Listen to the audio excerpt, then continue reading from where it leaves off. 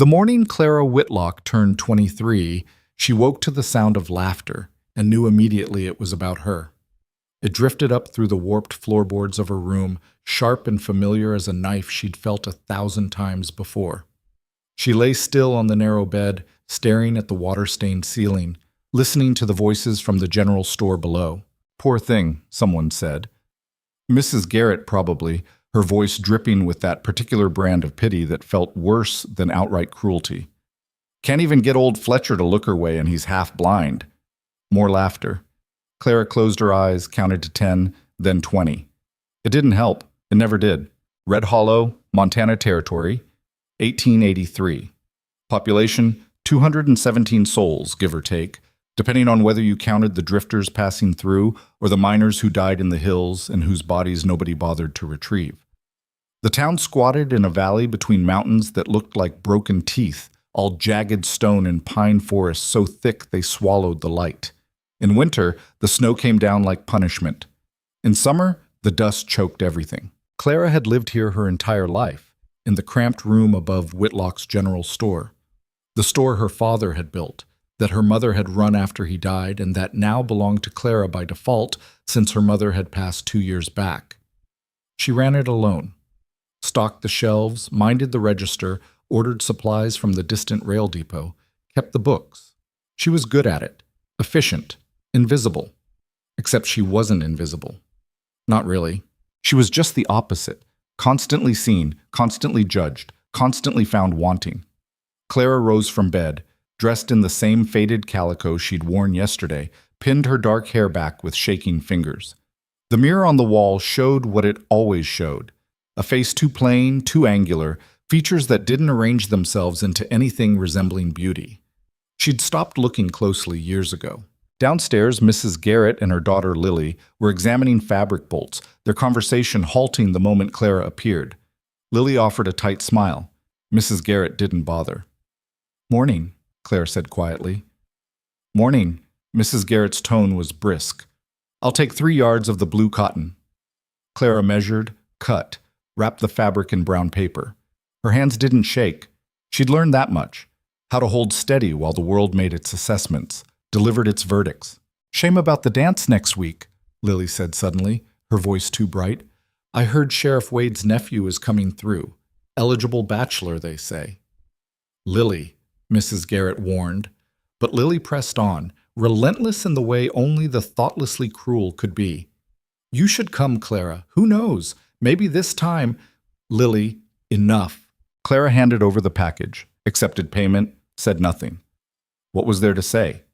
That she'd tried attending town gatherings once, twice, a dozen times, and each one had ended the same way, standing alone while couples paired off, watching young men's eyes slide past her like she was furniture. That she'd heard the whispers, the jokes, the casual cruelty dressed up as concern. She'd stopped going 2 years ago. Nobody noticed. The bell above the door chimed as the Garretts left.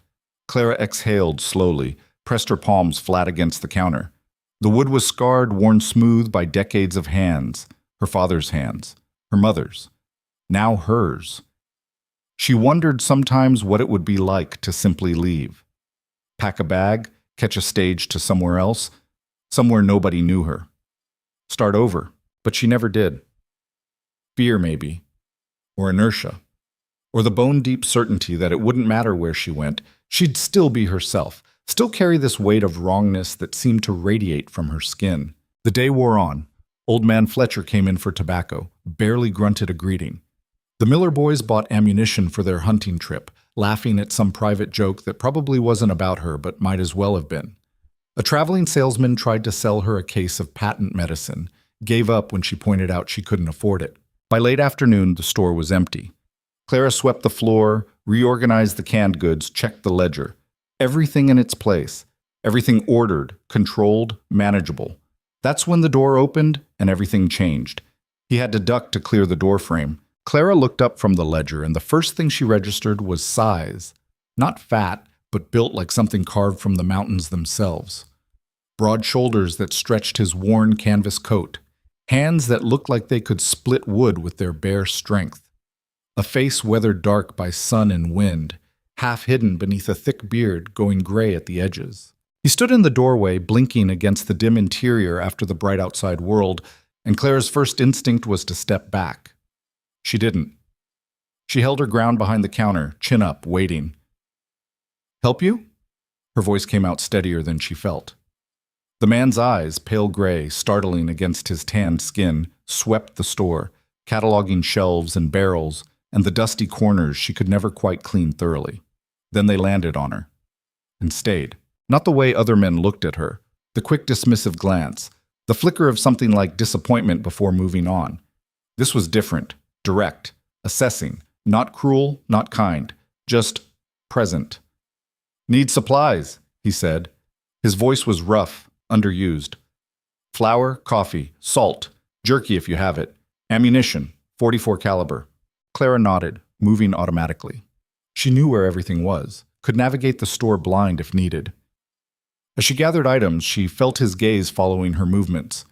It should have made her uncomfortable. It didn't. Or rather, it did, but in a way she couldn't quite name. "Passing through?" she asked, more to fill the silence than anything. "Staying," he paused. "Got a trap line in the high country, 20 miles north." Clara set a sack of flour on the counter. "That's rough territory." "It is. Dangerous." "Yep." She added coffee, salt, a bundle of jerky wrapped in waxed paper. Her hands were steady, but her heart wasn't. Something about this man unsettled her in ways that had nothing to do with fear and everything to do with the way he looked at her like she was an actual person, not a mistake the town had learned to tolerate. "Ammunition's behind you, third shelf." He turned, reached, and Clara caught sight of scars on his hands, thick, ropey tissue across the knuckles, a deep gouge across one palm. Working scars. Survival scars. When he set the ammunition on the counter, their fingers brushed. Clara pulled back. He didn't. "That everything?" she asked. "For now." She tallied the cost, told him the amount. He paid in coins, exact change, like he'd calculated it before entering. When he spoke again, his voice was quieter. "What's your name?" The question caught her off guard. People in Red Hollow knew her name. They'd known it her whole life. Strangers didn't usually ask. "Clara." "Ronan Hale." He gathered his supplies, moved toward the door, then stopped, turned back. "Store's well kept." It wasn't a compliment exactly, more an observation. But Clara felt something shift in her chest anyway, some small locked room opening a crack. "Thank you." He nodded once and left. Clara stood alone in the empty store, listening to the silence, wondering why her hands were shaking now when they hadn't before. Ronan came back 3 days later. Clara was on a ladder, reaching for a box of nails on the top shelf when the bell chimed. She looked down and there he was, filling the doorway again, same worn coat, same watchful eyes. "Forgot something," he said. She climbed down carefully.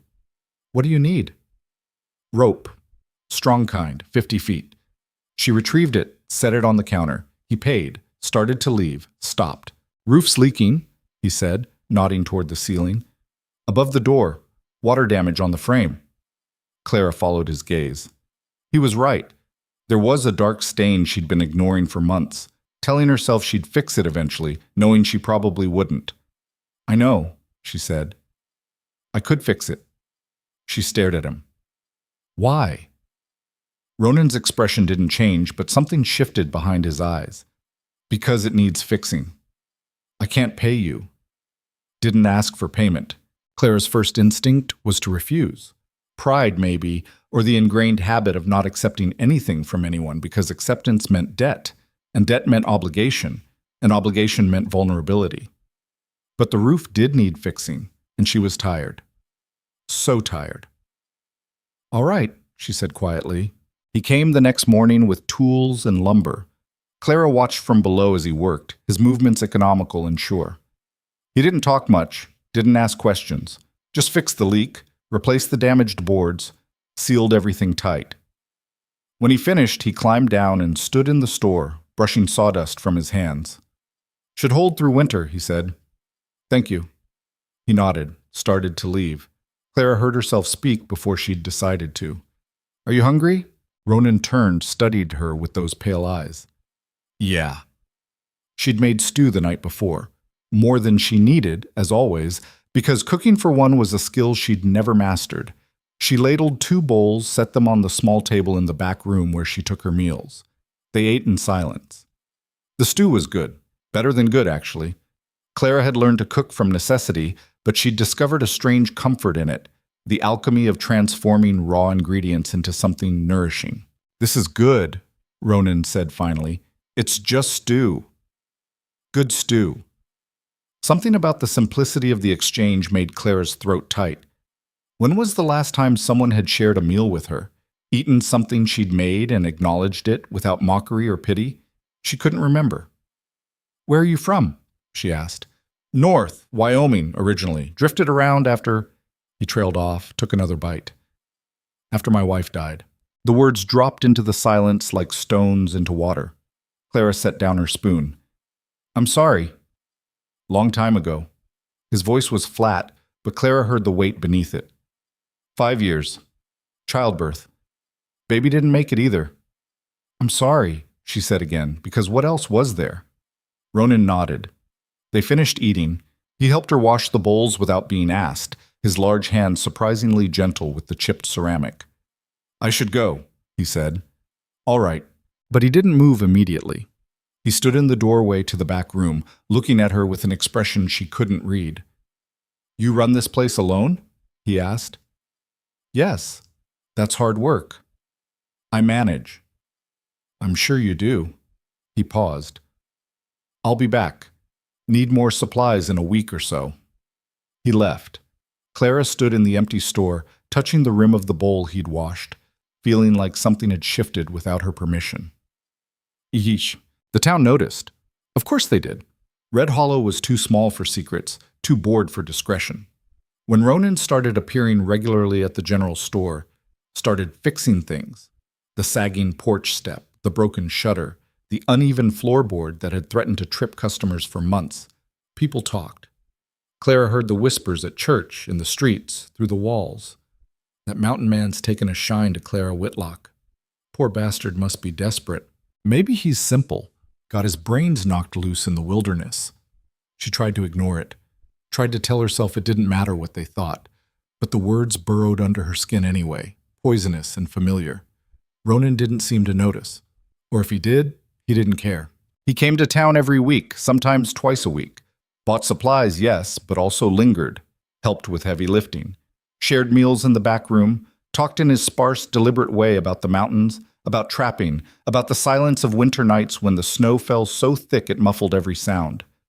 Clara found herself waiting for those visits, found herself listening for the bell above the door, for the heavy tread of his boots on the floorboards. It terrified her. One evening, after he'd repaired a broken shelf and stayed for dinner, she finally asked the question that had been burning in her chest. Why? Ronan looked up from his plate. Why what? Why do you come here? Why help me? Why? She gestured helplessly. Why any of this? He was quiet for a long moment, his expression thoughtful. When he spoke, his voice was careful. I've been alone a long time, he said. Choice, mostly. Easier that way.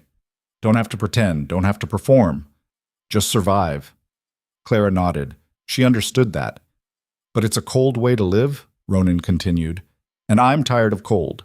He met her eyes. You're good company, Clara. Real. No pretense. I like that. She wanted to believe him, wanted to so badly it physically hurt. People talk, she said quietly. Let them. It bothers you? No? He said it simply, like it was the most obvious thing in the world. Does it bother you? Yes, she wanted to say. Yes, because I've spent my whole life being the butt of the joke, and I can't stand the thought of you becoming part of that. Can't stand the thought of them laughing at you the way they laugh at me. But what came out was, I don't know. Ronan nodded slowly. Fair enough. They finished dinner. He helped clean up. At the door, he paused. I'm not going anywhere, Clara, he said. Not unless you tell me to. She couldn't speak, could only nod. He left. Clara locked the door behind him, leaned against it, and let herself shake. Winter came early that year. By November, Snow blanketed Red Hollow 3 feet deep, transforming the town into something cleaner, quieter. The mountains loomed white and forbidding, beautiful in their brutality. Ronan's visits became less frequent. The weather made travel dangerous, the trap lines demanding, but he came when he could, appearing out of the snow like something conjured, always bringing meat from his hunts, always staying just long enough to remind Clara what it felt like to not be alone. And slowly, carefully, something shifted between them. It wasn't romance, not exactly. Or not just romance, it was something rawer, more fundamental.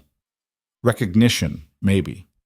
Two people who'd learned to survive in isolation, finding unexpected comfort in shared silence. Clara started to hope. Started to imagine a future that looked different from the endless gray present. Started to think that maybe, just maybe, she could have something more than mere survival. That's when the fear set in. Because hope was dangerous. Hope meant vulnerability. Hope meant the possibility of loss. One night in early December, after Ronan had fixed the loose hinge on the storeroom door and they'd shared a meal of venison stew, Clara made a decision. "You should stop coming here," she said. Ronan went very still. "What?" Whatever this is, it's not going to work." "Why not?" "Because," her voice cracked, "because the town already thinks I'm pathetic, and now they think you are too, because I'm not. I can't." She pressed her hands to her face. "Because you'll wake up one day and realize you can do better, and I can't survive that. I can't." Silence, heavy and absolute. When Clara finally lowered her hands, Ronan was looking at her with an expression she'd never seen before. Not pity, not anger, grief. "You think I'm settling," he said quietly. "Aren't you?" "No." He leaned forward, elbows on his knees. "Clara, listen to me. I've been alive 42 years, loved one woman with everything I had, watched her die screaming, buried her and our son in ground so frozen I had to use a pickaxe. Spent 5 years after that wishing I'd died with them. I know what real looks like. I know what matters." He stood, moved closer. Clara's breath caught. "You think you're not enough," Ronan continued. "But you're wrong. He stopped, searching for words. "You're solid. Real. You don't lie about who you are or what you want. You work hard, keep your word, make the best damn stew I've ever tasted. You're kind without being soft, strong without being cruel. That's worth more than whatever the hell those people in town think beauty is." Clara's eyes burned. "You're just saying that." "I'm not." His voice was fierce now. "And if you can't believe that, if you can't trust that I see you, really see you, then yeah, maybe I should stop coming. Because I won't waste time on someone who's already decided they're not worth it." The words hit like a slap. Clara recoiled. "That's not fair. Life's not fair." Ronan's jaw was set. "But I'm here anyway, and I'm not interested in convincing you of something you've already made up your mind about. So you decide, Clara, right now. Do I stay or do I go?" The room felt too small, the air too thin. Clara's heart hammered against her ribs. Every instinct screamed at her to push him away, to protect herself, to retreat into the familiar safety of isolation. But beneath the fear, something else stirred, something stubborn and angry and tired of being afraid. "Stay," she whispered. Ronan's expression softened. "You sure?" "No, but stay anyway." He smiled then, a real smile, small but genuine. "All right." They stood there in the lamplight, not touching, but connected by something neither could name. Outside, snow began to fall. The blizzard hit 3 weeks later. It started as a whisper of wind, a few innocent flakes drifting down through gray sky. By evening, it was a roar, wind that shook the building, snow that fell so thick Clara couldn't see across the street. She'd weathered storms before. Red Hollow saw brutal winters. But this one felt different, meaner. By midnight, the temperature had dropped below zero. The stove in the back room struggled to keep pace. Clara piled on every blanket she owned, huddled close to the heat, and tried not to think about the fact that she was completely alone. The banging on the door came around 2 a.m. Clara jolted awake, disoriented. The wind screamed, something heavy slammed against wood. She stumbled downstairs, heart racing. Through the frost-covered window, she could barely make out a massive shape on the porch. Ronan? She wrenched open the door. He half fell inside, snow-covered, ice clinging to his beard, moving like every step cost him. What are you? Clara grabbed his arm. Get inside, now! She got him to the back room to the stove. He was shaking violently, his lips blue, his hands clumsy and numb. Stupid, he muttered through chattering teeth. Should have stayed put. Why did you come? Clara was already pulling off his frozen coat, wrapping him in blankets. In this weather? That's 20 miles, Ronan. Worried, he managed. Storm came fast. Thought you might need... He trailed off, eyes fluttering. Clara's fear sharpened into action. She built up the fire, heated water, got warm liquid into him, rubbed his frozen hands and feet to restore circulation. She'd seen frostbite before, miners who'd stayed out too long, drifters caught unprepared. She knew the signs, knew the dangers. It took hours, but slowly, painfully, Ronan's shaking subsided. Color returned to his face. His breathing steadied. Dawn came gray and hostile. The storm still raged. You could have died, Clara said quietly. Ronan, wrapped in every blanket she owned, looked at her with exhausted eyes. Yeah. For what? To check on me? That's... She shook her head. That's insane. Probably. I'm not worth that risk. Yes, Ronan said firmly. You are. Clara opened her mouth to argue, to protest, to push back against the weight of what he was offering. Instead, she started crying. Not delicate tears, ugly, wrenching sobs that came from somewhere deep and broken, all the years of loneliness and rejection and quiet, grinding pain finally breaking through. Ronan pulled her close, gently, carefully, like she might shatter. Clara buried her face in his chest and let herself break. I'm scared, she whispered. I know. What if this doesn't work? What if you... Clara. His voice rumbled through his chest. Life doesn't come with guarantees. My wife died. My son died. I know how fast things can fall apart, but I also know that hiding from connection doesn't make you safe. It just makes you alone. She pulled back, looked up at him. His eyes were red-rimmed with exhaustion, his face gaunt, but his gaze was steady. I'm choosing this, he said. Choosing you. And yeah, maybe it ends badly. Maybe something happens, but at least it's real. At least it matters. Clara's breath hitched. Then before she could second-guess herself, before fear could choke the impulse, she kissed him. It wasn't graceful. Their lips were chapped, their timing uncertain. But it was real, and it was theirs. And when Ronan's arms tightened around her, Clara felt something she'd thought impossible. Safe. The storm raged for 3 more days. They stayed together in the back room, sharing warmth, sharing food, sharing stories. Ronan talked about his childhood in Wyoming, about his wife Sarah and the life they'd built. Clara talked about her parents, about the slow erosion of hope, about what it felt like to be invisible in a town where everyone saw you. And somewhere in those snow-locked days, isolated from the world, they built something fragile and fierce. On the 4th morning, the storm broke. Sunlight streamed through frost-covered windows, transforming the world into brilliant, blinding white. Clara and Ronan stood on the porch, looking out at Red Hollow buried under feet of snow. I should check the trap lines, Ronan said, but he didn't move. You could stay, Clara offered quietly. For a while. He looked at her, and the smile that crossed his face was like sunrise. Yeah, he said. I could. They went back inside together. The town would talk. People would whisper, would judge, would make their cruel little jokes. But for the first time in her life, Clara didn't care. She'd found something worth fighting for, and she wasn't letting go. The week after the blizzard, Clara learned what it meant to be visible in a way she'd never wanted. She was sweeping the porch when she heard the voices. Mrs. Garrett and 2 other women clustered near the blacksmith's shop, their heads bent together like conspirators. They didn't bother lowering their voices. Shameless is what it is. 3 days alone with that man. 3 days. Well, what did you expect? She finally found someone desperate enough. Clara's hands tightened on the broom handle. She forced herself to keep sweeping, to act like she hadn't heard, but her face burned. Inside, Ronan was repairing a broken shelf bracket. He glanced up when she came in, and whatever he saw in her expression made him set down his tools. What happened? Nothing. Clara busied herself rearranging tins of coffee that didn't need rearranging. Just the usual.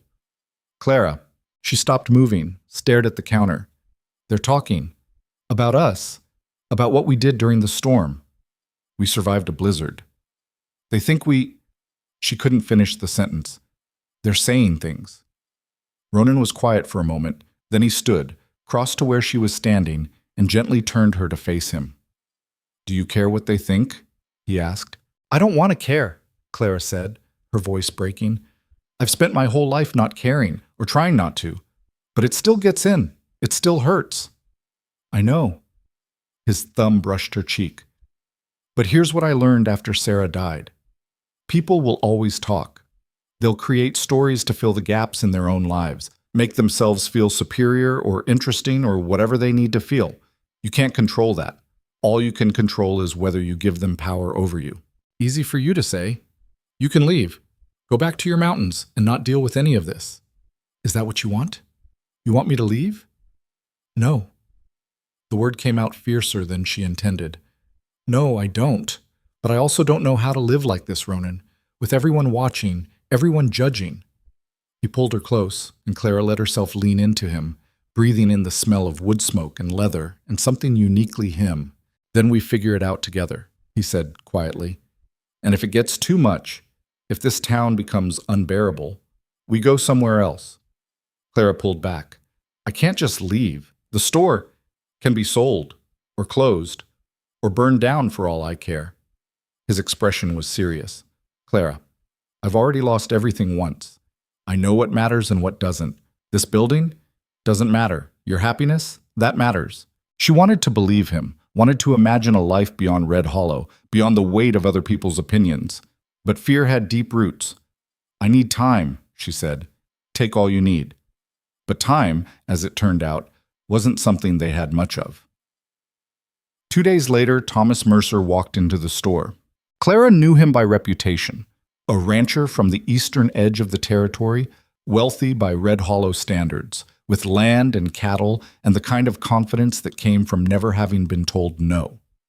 He was in his late 40s, handsome in a weathered way, with silver threading through his dark hair.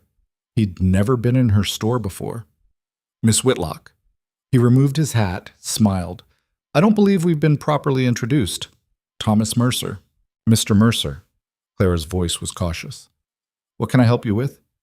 Actually, I wanted to speak with you about a business matter. He glanced around the store, taking in the worn floorboards, the patched ceiling, the inventory that was adequate but far from abundant. I understand you own this establishment outright. I do. Must be difficult running it alone, especially in winter. Clara's shoulders tensed. I manage fine. I'm sure you do. You strike me as a capable woman. His smile widened. Which is why I wanted to make you an offer. I'm looking to expand my holdings in Red Hollow, and I think this location would be perfect for a larger mercantile operation. I'm prepared to offer you a very fair price. More than fair, actually. He named a sum that made Clara's breath catch. It was more money than she'd see in 5 years of running the store. That's generous, she said carefully, but I'm not interested in selling. I understand the hesitation. This was your parents' legacy, but consider, with that money you could do anything. Go anywhere. Start fresh. His eyes held hers. A woman alone in a town like this? Well, opportunities are limited. This could change your life. There was something in his tone that made Clara's skin crawl. A presumption. An assumption that she should be grateful for his attention, his offer, his sudden interest in her welfare. My answer is no, she said firmly. Thank you for the offer, but the store isn't for sale. Mercer's smile didn't waver, but something cold flickered behind his eyes. Perhaps you'd like some time to think about it. I don't need time. Well, he placed his hat back on his head. The offer stands. Should you change your mind, you know where to find me. He left. Clara stood behind the counter, her heart pounding, feeling like she'd just avoided something dangerous without fully understanding what. When Ronan came by that evening, she told him about Mercer's visit. His reaction was immediate and sharp. You said no. Of course I said no. Good. He paced the small back room like a caged animal. That man's got a reputation, buys up properties from people who can't afford to say no, then squeezes them out when they can't meet his terms. He seemed polite enough. Rattlesnakes seem calm too, right up until they strike. Ronan stopped pacing, looked at her. Promise me you'll be careful around him. I can handle Thomas Mercer. I'm sure you can, but promise me anyway. The intensity in his voice made Clara pause. All right, I promise. But the encounter left her unsettled. That night, alone in her room above the store, she couldn't shake the feeling that something had shifted, that Mercer's offer was the beginning of something, not the end. She was right. Over the next 2 weeks, Mercer became a regular presence in Red Hollow. He'd ride into town, conduct business at the bank, stop by the saloon, and always, he'd find a reason to pass by the general store. He never came in again. Just rode past slowly, tipping his hat if he caught Clara's eye, his expression pleasant and vaguely threatening at the same time. He's circling, Ronan said one evening. They were sitting in the back room, Clara mending a torn shirt while Ronan cleaned his rifle. Like a predator picking out prey. Maybe he'll lose interest. Men like that don't lose interest. They just change tactics. Clara set down her mending. What do you think he wants? The store, and probably to prove he can take it from you. Ronan looked up, his pale eyes serious. Men like Mercer, they see everything as a game. Property, people, power. You said no, which means you challenged him. He won't let that stand. So what do I do? Keep saying no, and don't go anywhere alone after dark. It was good advice. Clara followed it, but she couldn't stay locked in the store forever. The confrontation came on a Saturday afternoon in late December. Clara was walking back from the post office, her arms full of packages, when she found her path blocked. Thomas Mercer sat astride his horse, flanked by 2 ranch hands. He smiled down at her. Miss Whitlock, what a pleasant surprise. Clara's grip tightened on her packages. Mr. Mercer, I've been thinking about our last conversation, about my offer. He leaned forward in his saddle. I'm prepared to increase it by 20%. That's more than this store will ever make in profit. I told you, it's not for sale. Everything's for sale, Miss Whitlock. It's just a matter of price. His tone was still pleasant, but there was steel underneath. A woman in your position, unmarried, alone, no family, you should be thinking about your future, about security. One of the ranch hands snickered. Clara felt her face heat. My future is my concern, she said. Now, if you'll excuse me. She tried to step around the horse. Mercer shifted, blocking her path. I'm trying to help you, he said, and now the pleasantness was gone, replaced by something harder. This town doesn't have much use for you, Clara. I think we both know that. But I'm offering you a way out. A generous way out. I don't need your help. Don't you? His eyes swept over her, assessing and dismissive. What's your alternative? Shack up with that mountain savage? Play house until he gets tired of charity work and leaves you right back where you started? Clara's vision went red. Get out of my way. Or what? Mercer's smile was cruel now. You'll scream? Call for help? Who in this town is going to defend Clara Whitlock? I will. The voice came from behind her, deep, calm, and absolutely furious. Ronan stepped into view, and Clara had never been so relieved to see anyone in her life. He moved to stand beside her, and suddenly the dynamic shifted. The ranch hands' hands drifted toward their weapons. Mercer's expression hardened. Hail, he said. This doesn't concern you. Lady says she's not interested. That makes it my concern. Lady? Mercer laughed. Is that what you call her? Ronan's jaw tightened, but his voice stayed level. Last chance, Mercer. Move your horse. For a long moment, nobody moved. The street had gone quiet. Clara could see people watching from windows, from doorways, waiting to see what would happen. Then Mercer pulled back on the reins. His horse sidestepped, clearing the path. This isn't over, he said quietly. Yeah, Ronan replied. It is. Mercer and his men rode off. Clara released a breath she hadn't realized she'd been holding. You all right? Ronan asked. I'm fine. I could have handled it. I know, but you shouldn't have to. They walked back to the store together. Clara's hands were shaking, adrenaline making her clumsy as she set down the packages. He's not going to stop, she said. No, probably not. Ronan was quiet for a moment. Clara, I need to say something, and I need you to listen without arguing. She turned to face him. Marry me, he said. Clara's mouth fell open. What? I know it's fast. I know we've only known each other a few months, but I also know how I feel, and I know what you're up against here. He took her hands. If you're my wife, it changes things, gives you legal protection, makes it harder for men like Mercer to push you around. That's, Clara pulled her hands away. That's not a reason to get married, Ronan. That's a business arrangement. It's not just that, isn't it? You're offering to protect me, to solve my problems. That's not love, that's pity.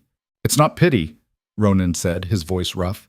It's, Clara, I don't have fancy words. I'm not good at this. But these last few months with you have been the first time since Sarah died that I've felt alive instead of just surviving. You make me laugh. You challenge me.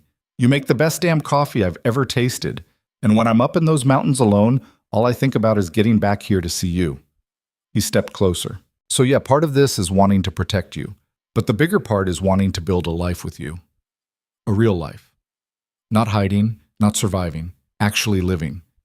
His eyes searched hers. I love you, Clara. And if you don't feel the same, if you need more time, I can wait.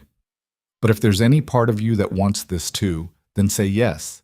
Say yes, and let's stop letting other people dictate how we live. Clara's eyes burned. You love me. Yeah. Why? Because you're you, he said simply. Because you're strong and kind and stubborn and real. Because when I'm with you, I remember what it feels like to hope. The tears spilled over. Clara tried to speak, couldn't, tried again. I'm scared, she whispered. I know. What if you change your mind? I won't. You can't promise that. I can't promise I won't die, Ronan said. I can't promise nothing bad will ever happen, but I can promise I won't leave you by choice. I can promise I'll wake up every day and choose you. I can promise that whatever comes, we'll face it together. Clara looked at him, this big, scarred, awkward man who'd stumbled into her life and refused to leave, who saw her, who wanted her, who was offering her everything she'd thought impossible. Yes, she said. Ronan blinked. Yes? Yes, I'll marry you. Yes, I love you too. Yes to all of it. His smile was like sunrise. He pulled her close, kissed her hard and desperate and real, and Clara kissed him back with everything she had. When they finally broke apart, both breathing hard, Ronan pressed his forehead to hers. We'll do it soon, he said, before Mercer can try anything else. All right.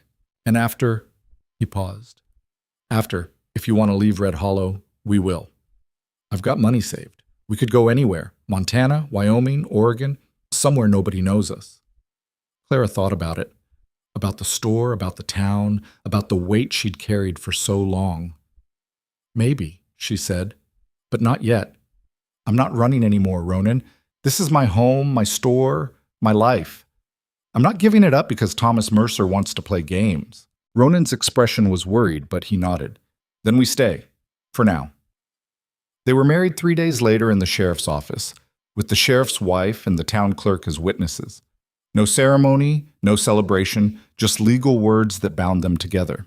Clara wore her best dress, still plain, still worn at the cuffs, but clean. Ronan wore a new shirt he'd bought specifically for the occasion. When the sheriff pronounced them married, Ronan kissed her gently, carefully, like she was something precious. Walking back to the store, to their store now, Clara felt different, lighter, like some burden she'd carried for years had finally lifted. Mrs. Hale, Ronan said, testing the name. Sounds strange. Good strange? Clara smiled. Yeah, good strange. But the lightness didn't last. That night, lying in bed beside her new husband, Clara heard the first rock hit the window. She jolted upright.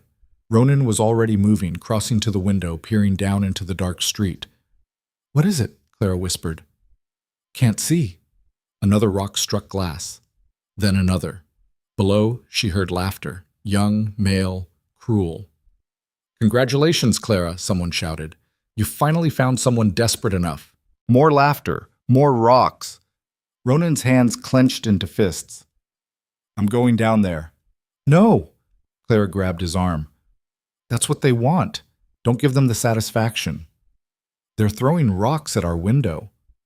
And tomorrow they'll get bored and move on to something else. This town, her voice cracked. This is what they do, Ronan. They tear people down. They always have. If you go down there, it'll just get worse. He looked at her, and in the dim light she saw his struggle, the desire to defend her warring with the knowledge that she was right. Finally, he came back to bed, pulled her close. The rocks kept coming for another 10 minutes, then stopped. Clara didn't sleep that night. Neither did Ronan. The next morning, she swept up the broken glass from the porch, replaced the cracked window pane, and opened the store like nothing had happened. Mrs. Garrett came in around noon, her expression carefully neutral. "Heard you got married," she said. "Yes." "To the trapper." "His name is Ronan." Mrs. Garrett pursed her lips. "Well, I hope you'll be very happy." The words were correct, but the tone made them a curse. After she left, Clara stood alone in the store, shaking with anger and grief and the terrible knowledge that it was never going to end. The judgment, the cruelty, the casual viciousness of people who had nothing better to do than make someone else's life harder. She was still standing there when Ronan came in, stamping snow from his boots. He took one look at her face and crossed the room, pulled her into his arms. "It's not fair," Clara said into his chest. "No, I just want to exist, that's all. Just exist without everyone having an opinion about it." "I know." "Why can't they just leave us alone?" Ronan had no answer. He just held her, and that had to be enough. January passed in a blur of bitter cold and isolation. Ronan moved his things into the room above the store, abandoning his cabin in the high country. They settled into a rhythm, him managing repairs and heavy work, her running the store, both of them learning to navigate the strange new territory of marriage. It wasn't easy. They argued about money, about the store's future, about whether to confront the townspeople or ignore them. They learned each other's rhythms, irritations, needs. Ronan snored. Clara talked in her sleep. He hated clutter. She needed order. But they also learned the good things. The way Ronan's face softened when he looked at her. The way Clara felt safe for the first time in her life. The quiet comfort of shared meals, shared work, shared silence. And slowly, carefully, they built something real. By February, the worst of the gossip had died down. People grew bored with Clara and Ronan's marriage, moved on to other scandals. Life acquired a fragile normalcy. Then Thomas Mercer made his next move. Clara was restocking shelves when Sheriff Wade walked in, his expression uncomfortable. "Clara, Mrs. Hale, got a moment?" Her stomach dropped. "What's wrong?" "Nothing's wrong exactly, just—" He shifted his weight. "Got some news. The property taxes on this building are going up. Significant increase starting next month." Clara stared at him. "How much?" He told her. The number made her knees weak. "That's 3 times what I've been paying." "I know. New assessment. Town council voted on it last week." "The town council?" Clara's voice was flat. "Let me guess. Thomas Mercer was there." Wade's silence was answer enough. "That's illegal," Clara said. "He can't just raise taxes because I wouldn't sell to him.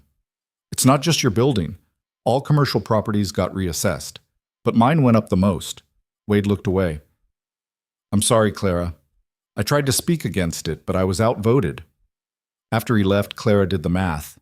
Even with Ronan's savings, even cutting every possible expense, they couldn't afford the new rate. Not long term, maybe 6 months if they were careful. A year at most. Mercer wasn't trying to buy the store anymore. He was trying to starve them out. When Ronan got home, Clara showed him the numbers. He studied them in silence, his jaw working. "We fight it," he said finally. "How?" "Petition the territorial government. Prove this is targeted harassment." "That could take months, years maybe, and we'd need a lawyer, which costs money we don't have." "Then we sell." His voice was hard. "To someone else. Not Mercer. Anyone but Mercer." "And go where? Do what?" Clara pressed her hands to her face. "This store is all I have, Ronan. It's my parents' legacy. It's a building," he interrupted gently. "Just a building. You're what matters." "It doesn't feel like just a building." "I know." They sat in heavy silence. Outside, snow fell soft and relentless. "We could fight," Clara said quietly. "Not legally, but we could make it hard for him. Refuse to leave. Make him work for it." Ronan looked at her carefully. "That's dangerous. Men like Mercer don't like being defied." "I know. But I'm tired of running. Tired of letting people push me around. She met his eyes. I want to fight back. A slow smile crossed Ronan's face. All right then. We fight. They started small. Delayed payments on the new taxes, citing processing errors. Filed complaints with the territorial office. Spread word about Mercer's tactics to other business owners. Mercer responded by tightening the screws. New regulations appeared. Building codes that conveniently only Clara's store failed to meet. Health inspections that found violations nobody had cared about before. Small fines that added up. The town watched, divided. Some people supported Clara quietly, stopping by the store to offer encouragement. Others sided with Mercer, seeing opportunity in the chaos. And through it all, Clara and Ronan held on. By March, they were running on fumes. The store's profits had dwindled. The debt was mounting. Every day felt like a battle. But they didn't break. One evening, as they sat in the back room going over accounts that didn't add up, Clara looked at Ronan. "Why are you still here?" she asked. "You could leave. Go back to the mountains. You don't need this fight." Ronan set down his pencil. "Yes, I do." "Why?" "Because I love you," he said simply. "Because this matters to you, which means it matters to me. Because I've run from fights before, and I'm done running." Clara's eyes stung. "We might lose." "Probably." He reached across the table, took her hand. "But at least we'll lose together." She squeezed his fingers, drawing strength from his steadiness. "Together," she repeated. Outside, winter began its slow retreat. Spring was coming, bringing with it the promise of change. For better or worse, Clara couldn't say. But she wasn't facing it alone anymore. And that made all the difference. Spring came to Red Hollow like a promise that couldn't quite be kept. The snow melted, revealing months of accumulated filth, dead animals, broken bottles, the detritus of a hard winter. The streets turned to mud that sucked at boots and wagon wheels. Ice gave way to rain, endless and cold. Clara stood at the store window watching water stream down the glass and tried to remember what hope felt like. They'd survived winter, barely. The new property taxes had drained their savings. The fines kept coming. $10 here, $20 there, always for violations so minor they bordered on absurd. A loose board on the porch. Inadequate ventilation in the storeroom. Inventory stored improperly. Mercer was bleeding them dry, and everyone knew it. "How much do we have left?" Ronan asked from behind her. Clara didn't turn. "Enough for 2 more months, maybe 3 if we're careful." "And then?" "Then we're out of options." She heard him move closer, felt his presence at her back. His hand settled on her shoulder, warm and steady. "We could still leave," he said quietly. "Pack up, head north. I know places in Wyoming where we could start over. Nobody would know us. Nobody would care." "You'd give up your trap lines?" "I'd give up anything for you." Clara turned to face him. Ronan looked tired, deep lines carved around his eyes, his beard more gray than brown now. The winter had been hard on him too, watching her fight a battle he couldn't win for her. "I don't want you to give up anything," she said. "That's not what marriage is supposed to be. Marriage is whatever we make it. Even if what I'm making is a disaster," Ronan's mouth quirked. "Especially then." Despite everything, Clara felt a smile tug at her lips. She leaned into him, let herself take comfort from his solidity. "I'm not ready to quit yet," she said. "I know. You think I'm being stubborn. I think you're being you." He kissed the top of her head. "And I love you for it, even when it's terrifying." The bell above the door chimed. They pulled apart as a customer entered, old Mr. Chen, who ran the laundry service on the edge of town. "Mrs. Hale," he said, nodding politely. "I need thread. Strong kind, for mending." Clara sold him what he needed. As she wrapped the purchase, Chen leaned closer. "You should know," he said quietly. "Mercer's been talking to other property owners, offering to buy their buildings, just like he did with you." Clara's hand stilled. "Who?" "The bakery, the cobbler, even the saloon, though Johnson told him to go to hell." Chen's expression was grave. "He's trying to own the whole town, Mrs. Hale, and most people are too scared to say no." After he left, Clara relayed the information to Ronan. His reaction was immediate and dark. "He's consolidating power. Once he owns enough property, he can set prices, control supply, squeeze out anyone who opposes him." "That's insane. That's business." Ronan's jaw was tight. "And we're in his way." So what do we do? We... He stopped, his gaze shifting to something past Clara's shoulder. We have company. Clara turned. Through the window, she saw Sheriff Wade approaching, and he wasn't alone. 2 men flanked him, territorial marshals, judging by their badges. Her stomach dropped. Stay calm, Ronan murmured. Let me do the talking. But when the men entered, it was Wade who spoke first, his expression apologetic. Clara, Ronan, these are Marshals Croft and Bellamy. They're here about the property dispute. Marshal Croft was a lean man with sharp eyes and a harder expression. Mrs. Hale. Mr. Hale. We've received complaints about unpaid taxes and violations of municipal ordinances. We're here to conduct an inspection and review your records. Complaints from who? Clara asked. That information is confidential. It's Thomas Mercer, Ronan said flatly. Everyone knows it's Mercer. Croft's expression didn't change. Regardless of the source, the complaints are legitimate. We'll need to see your ledgers, tax receipts, and building permits. They spent the next 2 hours going through everything. Clara produced every document they requested, explained every discrepancy, maintained her composure, even as the marshals examined her life with clinical detachment. Finally, Croft closed his notebook. The violations are real, he said. The building does fail to meet current safety standards. The tax payments are in arrears. Because the taxes were tripled overnight, Clara said, her voice tight. Because Thomas Mercer is using his position on the town council to drive us out of business. This isn't about safety or regulations. This is harassment. That's a serious accusation. It's the truth. Croft studied her for a long moment. Even if that were the case, my job isn't to investigate motives. It's to enforce the law. And according to the law, you're in violation. He paused. However, I'm willing to give you 30 days to bring the property into compliance and settle your tax debt.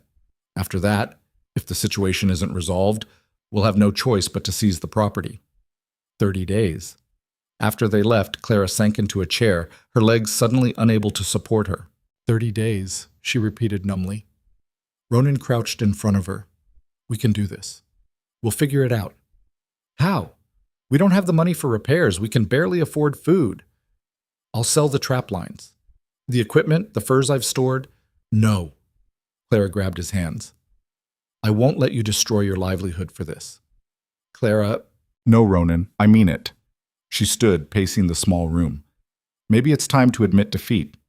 Sell to Mercer, take whatever he offers, and leave. Start over somewhere else, like you said. You don't mean that. Don't I? She turned to face him, and she could feel tears building. I'm so tired, Ronan. Tired of fighting. Tired of being hated. Tired of dragging you down with me. You're not dragging me anywhere. I chose this. You chose wrong. The words hung between them, ugly and raw.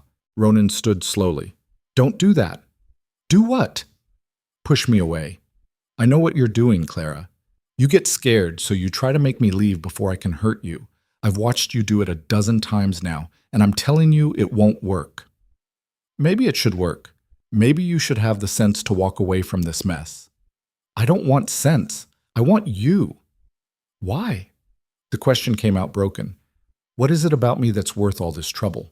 Ronan crossed to her, cupped her face in his rough hands. Everything. Every stubborn, fierce, impossible part of you. You think I don't see what this fight costs you? I see it every day. But I also see your strength, your refusal to break, your determination to stand up for what's yours. His thumb brushed away a tear she hadn't realized had fallen. That's worth fighting for, Clara. You're worth fighting for. She wanted to believe him, wanted it so badly her chest ached. I don't know how to fix this, she whispered. Then we'll figure it out together. That night they lay in bed, not sleeping, just holding each other in the darkness. Tell me about Wyoming, Clara said quietly. Ronan's arm tightened around her. What do you want to know? What it looks like. Where we'd go if we left. He was quiet for a moment, then began to speak, his voice low and soothing.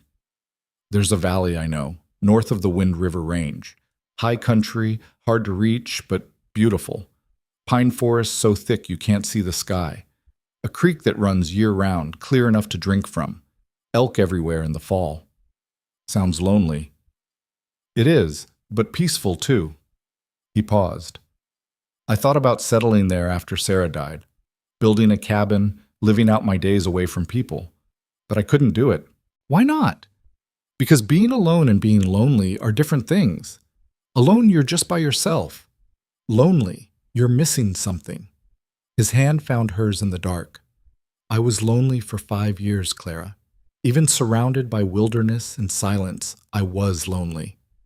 Then I walked into your store, and for the first time since Sarah, I felt like maybe I could stop being lonely. His throat tightened. What if we go to Wyoming and I'm still miserable? What if leaving doesn't fix anything? Then at least we'll be miserable together, and that's still better than being apart. She turned to face him, could barely make out his features in the darkness. When did you get so wise? I'm not wise. I'm just old and tired and in love with a woman who makes me want to be better than I am. Clara kissed him then, soft and slow, trying to communicate everything she couldn't put into words. When they finally pulled apart, she rested her forehead against his. 30 days, she said. 30 days, he agreed. We'll make it work. But the universe, it seemed, had other plans. The fire started just after midnight, 3 days later. Clara woke to the smell of smoke and the sound of Ronan shouting. She stumbled out of bed, disoriented, her eyes burning. The back room was already filling with thick gray haze. Get down! Ronan grabbed her, pulled her low. Stay below the smoke. We have to get out. They crawled toward the door, but heat pushed back at them. Through the smoke, Clara could see flames licking up the walls of the storeroom, consuming inventory, devouring everything. The stairs, she choked out. We can't. Window. Ronan was already moving, dragging her toward the small window that overlooked the alley. He smashed it open with his elbow, kicked out the remaining glass. Jump, he said. I'll catch you. Clara didn't argue. She climbed through, hung from the sill for a heartbeat, then dropped. The fall wasn't far, but she landed wrong, pain shooting through her ankle. Ronan landed beside her a moment later, already pulling her away from the building. They stumbled into the street. Behind them, the general store was fully engulfed. Flames shooting through the roof, smoke billowing into the night sky. People emerged from their homes, forming bucket lines, but it was too late. The fire was too hot, too fast, too consuming. Clara stood in the mud wearing only her nightdress and watched her parents' legacy burn. Ronan's arm was around her shoulders. Are you hurt? She couldn't answer, couldn't look away from the flames. By dawn, the fire was out. The general store was gone, just a smoking shell of blackened timber and ash. Everything inside destroyed. Inventory, records, furniture, the bed Clara had been born in, the photographs of her parents, the ledgers her mother had kept so carefully. All of it. Gone. Sheriff Wade found them sitting on the steps of the hotel, wrapped in borrowed blankets, staring at nothing. Clara, he said gently, we need to talk about what happened. She looked up at him with empty eyes. It was arson. We don't know that yet. Yes, we do. Her voice was flat. Mercer did this. Or had someone do it for him. Wade shifted uncomfortably. There's no evidence of that. Of course there isn't. He's too smart to leave evidence. Clara stood, her legs shaking. He couldn't force me to sell, couldn't tax me out, couldn't scare me away, so he burned it down. Clara, you can't just accuse... Why not? Her voice was rising now, cracking. Everyone in this town knows what he's been doing. Everyone's known for months. But nobody does anything because you're all too scared of him or too happy to see me suffer. That's not fair, isn't it?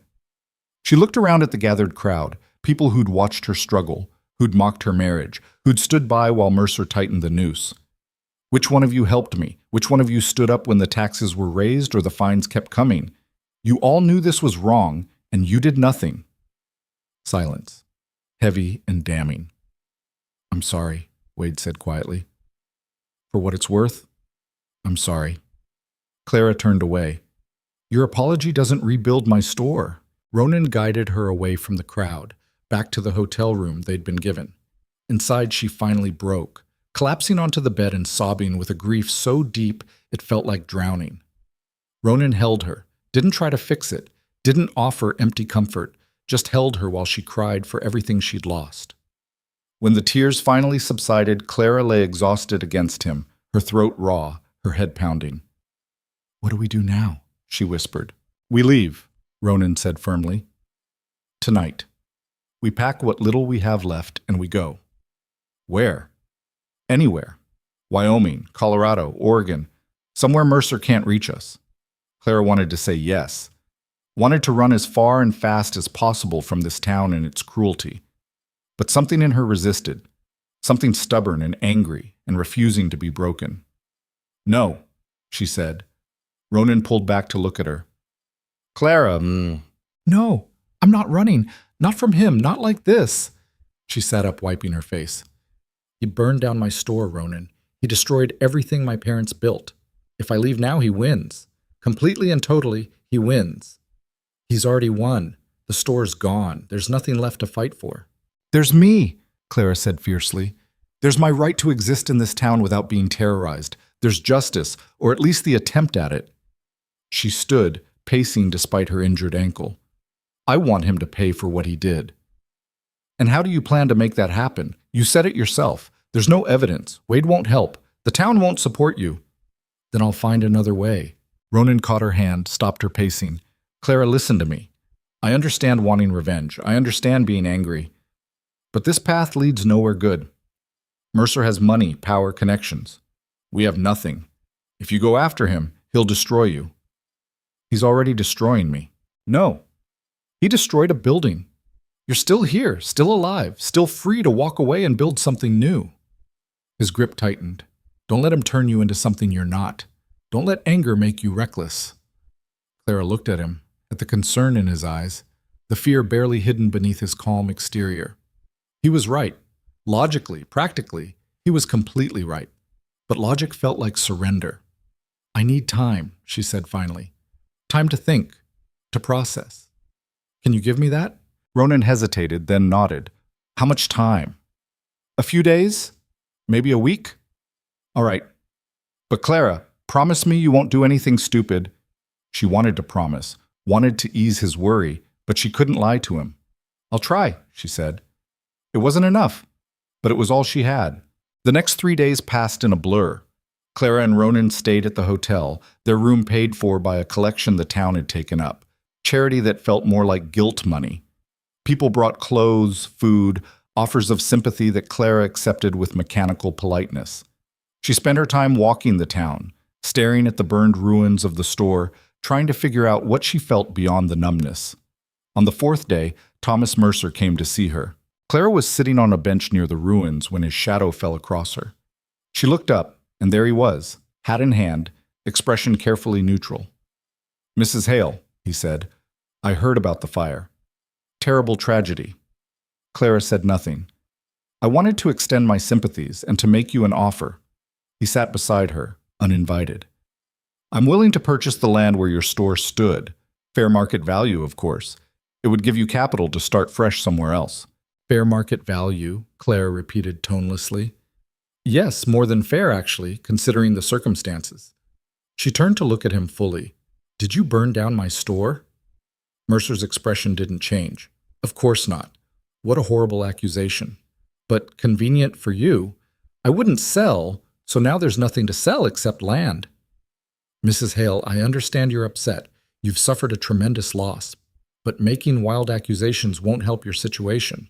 Clara stood. My situation is that everything I owned is ash. My parents' legacy is gone. My livelihood is destroyed. And the man responsible is sitting here offering me money like that makes it acceptable. I had nothing to do with the fire. Prove it. Mercer stood as well, and for the first time his pleasant mask slipped. Be careful, Mrs. Hale. You're in a precarious position. No home, no income, no prospects. I'm offering you a lifeline. Don't be foolish enough to refuse it out of spite. Is that a threat? It's advice. His smile returned, cold and sharp. Think about my offer. You have 3 days to decide. After that, I'll be forced to pursue other options. He left. Clara stood alone among the ruins, her hands shaking with rage. When she returned to the hotel, Ronan took one look at her face and asked, What happened? She told him. Every word of Mercer's visit, every veiled threat, every calculated manipulation. Ronan's expression grew darker with each sentence. When she finished, he was quiet for a long moment. We're leaving, he said finally. Tonight. I don't care about the land, don't care about revenge. I care about keeping you safe, and staying here isn't safe anymore. He can't just... Yes, he can. Clara, men like Mercer don't stop. They escalate. First it was pressure, then it was fire. What's next? What happens if you keep refusing him? Ronan gripped her shoulders. I can't lose you. I won't. So we're leaving, tonight. Clara wanted to argue, wanted to stand her ground. But when she looked into Ronan's eyes and saw genuine fear, her resistance crumbled. All right, she whispered. We'll go. Relief flooded his expression. Thank you. Pack what you can. I'll arrange horses and supplies. We'll head north. Stay off main roads. Move fast. They spent the next few hours preparing. It wasn't much. They owned almost nothing now. A few changes of clothes, some food, the little money they had left. Clara was folding a borrowed dress when someone knocked on the door. Ronan answered it. Sheriff Wade stood in the hallway, his expression grim. We need to talk, he said. They let him in. Wade looked uncomfortable, kept turning his hat in his hands. I've been doing some asking around, he said finally. About the fire, and I found something. Clara's heart jumped. What? A witness. Kid named Tommy Burke. Works at the livery. Says he saw two men leaving the area behind your store about an hour before the fire started. Didn't think much of it at the time, but when I pressed him for details... Wade pulled out a folded paper. He gave me descriptions, and one of them matches a ranch hand who works for Mercer. Clara grabbed the paper, read the descriptions. Her hands were shaking. This is evidence, she said. This proves... It's not enough, Wade interrupted. Kid's testimony alone won't hold up. Mercer's lawyer will tear him apart. And the ranch hand, even if we bring him in, he'll never talk. Mercer pays too well. So what good is it? Wade met her eyes. It's a start. If we can find more evidence, build a stronger case, we might have something. But it'll take time, and it'll be dangerous. Mercer finds out we're investigating him. He'll come after everyone involved. I don't care, Clara said immediately. I do, Ronan said. Wade, we appreciate this, but we're leaving. Tonight. Clara's safety is more important than justice. Wade nodded slowly. I understand, but before you go, there's something else you should know. Mercer's been buying up land all over the territory. Mining claims, timber rights, water access. He's building something big, and he's using illegal tactics to do it. If someone could prove that, if someone could build a case that reaches beyond Red Hollow to the territorial government, he could be stopped. That someone isn't us, Ronan said firmly. Clara said nothing. She was thinking about the ranch hand's description, about Tommy Burke's testimony, about all the other people Mercer had pushed around or threatened or destroyed. If I help you, she said slowly, if I stay and help build this case, can you guarantee my safety? Clara, Ronan's voice was sharp. No, Wade said honestly. I can't guarantee anything, but I'll do everything in my power to protect you. That's not good enough, Ronan said. Clara turned to him. What if we could actually stop him, Ronan? What if we could make him pay for everything he's done, not just to us, but to everyone? I don't care about everyone else. I care about you. I know, but I care about this. She took his hand. I care about not letting him win, about not spending the rest of my life looking over my shoulder, wondering if he'll find us wherever we run to. This is insane, maybe, but it's also right. They stared at each other, the tension thick between them. Finally, Ronan closed his eyes. If we do this, if we stay and fight, you follow my rules. You don't go anywhere alone. You don't take unnecessary risks. And the moment I say we're out, we're out. No arguments. Deal, Clara said immediately. Wade looked between them. You're sure about this? No, Clara said, but I'm doing it anyway. The sheriff nodded. All right then. We start tomorrow. Meet me at my office, early. And don't tell anyone what you're doing. Mercer has eyes everywhere. After he left, Ronan sank onto the bed, his head in his hands. You're going to be the death of me, he muttered. Clara sat beside him. I'm sorry. I know you wanted to leave. I still want to leave. Every instinct I have is screaming at me to throw you over my shoulder and ride north until we hit Canada. But he looked at her, and despite his fear, there was something else in his eyes. Respect, maybe, or understanding. But you're right, he said quietly. Running doesn't solve this. It just postpones it, and I'm tired of running too. Clara leaned her head on his shoulder. We might lose. Probably. We might die. Wouldn't be the first time I've faced those odds. You're crazy for staying with me. Ronan's arm came around her. Yeah, but at least I'm not bored. Despite everything, Clara laughed. Outside their window, Red Hollow settled into uneasy night. Somewhere in the darkness, Thomas Mercer was planning his next move. And in a small hotel room, two people who'd lost everything were planning theirs. The war wasn't over. It was just beginning. The investigation started small, hidden in the margins of daily life, where Mercer's attention wouldn't catch it. Clara and Ronan met with Sheriff Wade in his office before dawn, the streets still dark and empty. Wade had coffee brewing, 3 cups already poured. Tommy Burke agreed to give a formal statement, Wade said, sliding a handwritten document across his desk. But he's scared. Won't testify publicly unless we have more evidence to back him up. Clara read through the statement. The kid had been cleaning stalls when he'd seen 2 men emerge from the alley behind the general store. One matched the description of Jack Holloway, a known associate of Mercer's. The other was unfamiliar. This mentions they were carrying something, Clara said. Canvas bags. Heavy ones. Could have been anything, Wade said, but combined with the fire starting less than an hour later, he shrugged. It's suggestive, not proof. So we need more, Ronan said. What else have you got? Wade pulled out a folder, spread papers across his desk. I've been going through property records for the past 2 years, every transaction, every sale, every transfer, and there's a pattern. He pointed to a list of names. All these people sold to Mercer or his intermediaries, and in every case, something bad happened first. Fire, accident, sudden debt, legal trouble. Then Mercer swoops in with an offer. Clara felt her stomach turn. How many? 14 properties, some in Red Hollow, others scattered across the territory. That's not coincidence, Clara said. No, but proving criminal intent is different from proving coincidence. Wade tapped another document. What we need is someone on the inside, someone who knows how Mercer operates and is willing to talk. Good luck with that, Ronan muttered. Everyone who works for him is either loyal or terrified. Not everyone, Wade said slowly. There's a woman. Name's Margaret Flynn. Used to keep books for Mercer's ranch operation. She quit 3 months ago, moved to a boarding house on the edge of town. Word is they had a falling out. Clara leaned forward. Have you talked to her? Tried. She won't open the door for me, but she might talk to you. Why would she talk to me? Wade's expression was careful. Because you're the person Mercer's actively destroying. Because women like Margaret Flynn understand what it's like to be pushed around by powerful men. Because sometimes people need to see that someone else is willing to fight before they find their own courage. Clara looked at Ronan. He was frowning, thinking it through. It could be a trap, he said. Mercer could be using her to draw you out. Or she could be the break we need, Clara countered. Ronan's jaw worked. Finally, he nodded. All right, but I'm coming with you, and we go armed.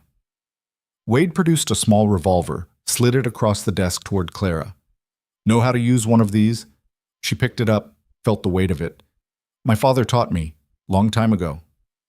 Good. Keep it hidden but accessible, and be careful. If Mercer suspects what you're doing, he didn't finish the sentence, didn't need to. They left the sheriff's office separately, Clara and Ronan waiting 10 minutes before emerging into the gray morning. The town was waking up now, smoke rising from chimneys, shopkeepers opening their doors, the ordinary rhythm of life continuing despite everything. Clara wondered how many of these people knew what Mercer was doing. How many were complicit? How many were simply trying to survive? Margaret Flynn's boarding house was a sagging 2-story structure at the edge of Red Hollow, where the town bled into wilderness. Paint peeled from the walls, the porch listed to one side like a drunk. Clara knocked, waited, knocked again. Miss Flynn, she called. My name is Clara Hale. I'd like to talk to you about Thomas Mercer. Silence. Then from inside, go away. Please, just 5 minutes. It's important. I said go away. Clara glanced at Ronan, who was scanning the area, his hand resting casually near the gun tucked in his belt. She turned back to the door. He burned down my store, Clara said, louder now. Everything I owned, everything my parents built, and he's not going to stop. He'll keep hurting people until someone stands up to him. I'm trying to be that someone, but I can't do it alone. More silence. Clara was about to try again when she heard the sound of a bolt sliding back. The door opened a crack, revealing a thin woman in her 30s with tired eyes and graying hair. "You're the one who married the mountain man," Margaret said. "Yes. Everyone thinks you're crazy." They're probably right. Something that might have been a smile flickered across Margaret's face. She opened the door wider. 5 minutes, that's all. The interior of the boarding house was cramped and dark, smelling of old wood and boiled cabbage. Margaret led them to a small sitting room where mismatched furniture huddled together like survivors of a disaster. "I don't have much to offer," she said, not quite apologetic. "Coffee, if you want it." "We're fine," Clara said. "Thank you."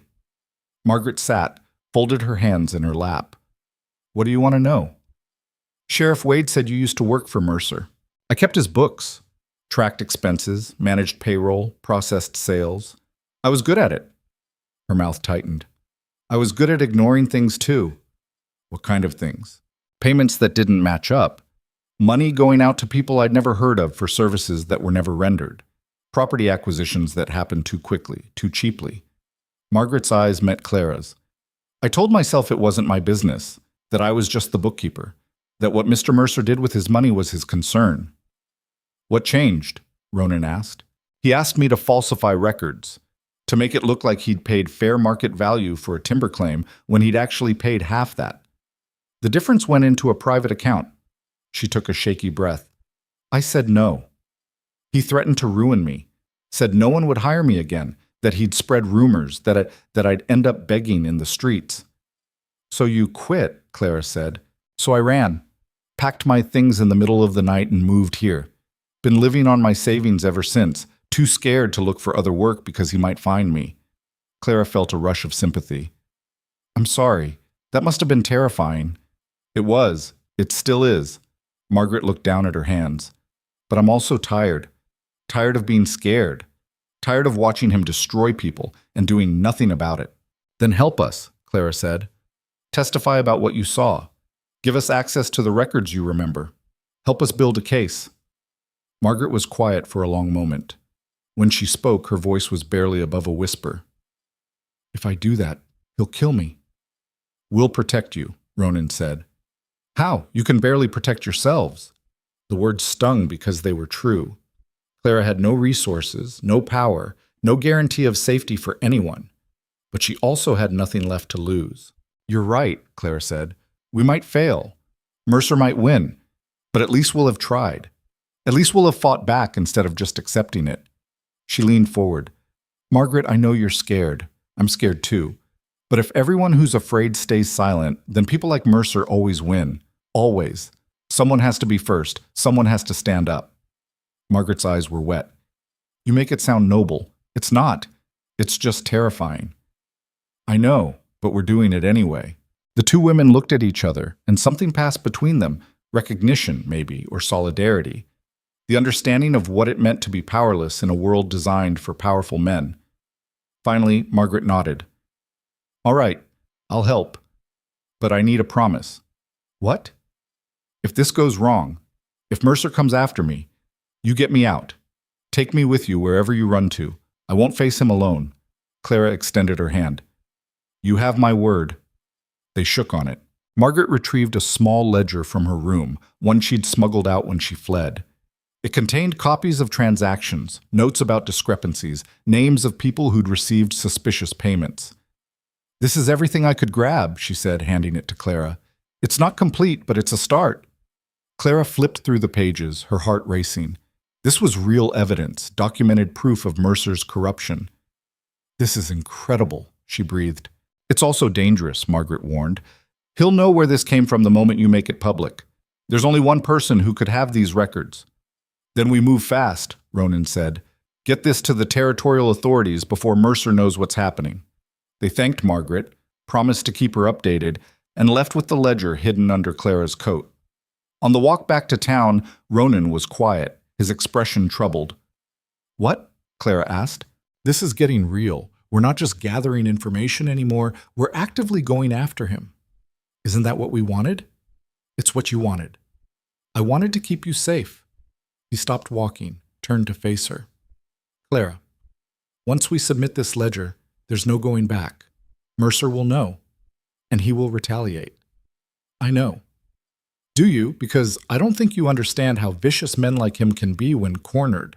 Clara's temper flared. Don't patronize me, Ronan. I've lived in this town my whole life. I know exactly how vicious people can be. That's different. That was mockery and gossip. This is...